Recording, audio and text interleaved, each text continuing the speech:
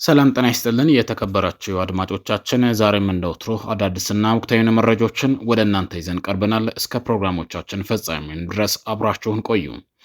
የይሁድ ማለዳ የቤኒን ጦር ሰራዊት አባላት ስልጣን መያዛቸውን ያስታወቁበት የመፈንቅለ መንግስት ሙከራ መክሸፉንና ፕሬዝደንቱ በደህና ሁኔታ በፈረንሳይ ኤምባሲ ውስጥ እንደሚገኙም የሀገሪቱ መንግስት አስታወቀም። የቤኒን የሀገር ውስጥ ጉዳይ ሚኒስትር በሀገሪቱ ብሔራዊ ቴሌቪዥን ጣቢያ ቀርበው በምዕራብ አፍሪካዊቷ ሀገር ውስጥ የተሞከረው መፈንቅለ መንግስት መክሸፉን አስታውቋል። ቀደም ሲል በቡሌ ኮሎኔል ፓስካል ቲግሪኝ የሚመራ የወታደሮች ቡድን በቴሌቪዥን ባስተላለፈው መልእክት ፕሬዝደንት ፓትሪስ ታሉንን ከስልጣን አስወግዶ የሀገሪቱ ህገ መንግስት ማገዱን አስታውቆ ነበር።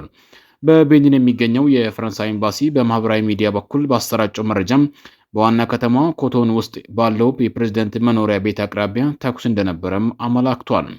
የከተማ ነዋሪ የሆኑት የአይን አማኞች ለቢቢሲ እንደተናገሩት የተኩስ ድምፅ መሰማታቸውንና የተወሰኑ ለመንግስት ቴሌቪዥን ጣቢያ የሚሰሩ ጋዜጠኞች ታግተው እንደነበረም ገልጸዋል። የቤኒን ፕሬዝዳንት አማካሪ ፕሬዝደንቱ በደህና ሁኔታ ፈረንሳይ ኤምባሲ ውስጥ እንደሚገኙም ለቢቢሲ ተናግረዋል። ዛሬ ማለዳ ላይ ትንሽ ቁጥጥር ያላቸው የወታደሮች ቡድን የሀገሪቱ መንግስትና ተቋማትን ለማናጋት የአመፅ ተግባር ፈጽሟል ሲሉም የመፈንቅለ መንግስት ሙከራም መክሸፉን የቤኒን የሀገር ውስጥ ጉዳይ ሚኒስትር አሊሳኔ ሳይዶ አስታውቀዋል። የቤኒን ጦር ኃይሎች አባላትና አመራሮች በዚህ ሁኔታ ውስጥ ቃል መሐላቸውን በማክበር ለሪፐብሊካኑ ታማኝ በመሆን በቁርጠኝነትም ቆመዋል። የወሰዱት እርምጃ ሁኔታውን እንዲቆጣጠሩ በማስቻል የተቃጣውን የመንግስት ግልበጣም ሙከራ ለማክሸፍ አስችሏል ብሏል ሚኒስተሩ።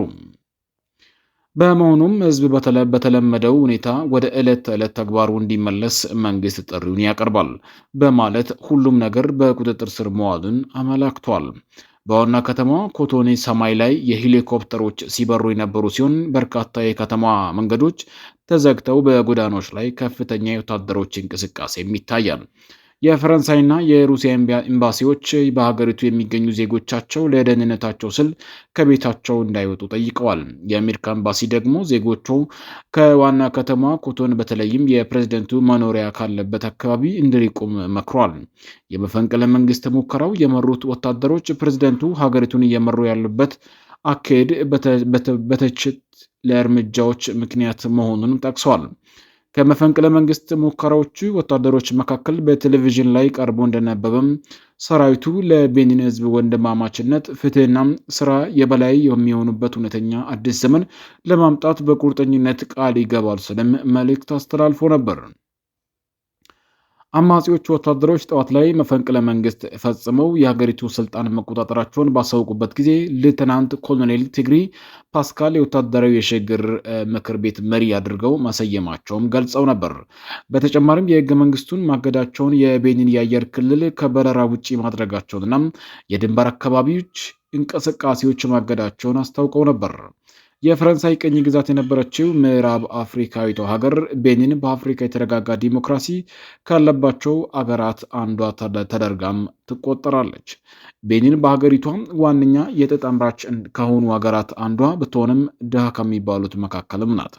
የመፈንቅለ መንግስት ሙከራ የተደረገባቸው የ67 ዓመቱ ፕሬዝደንት ፓትሪስ ታሎን ሁለተኛውን የስልጣን ዘመናቸውን አጠናቀው በመጪ ሚያዝያ ላይ አስተዳደራቸውን እንደሚያስረክቡም እየተጠበቀ ነው።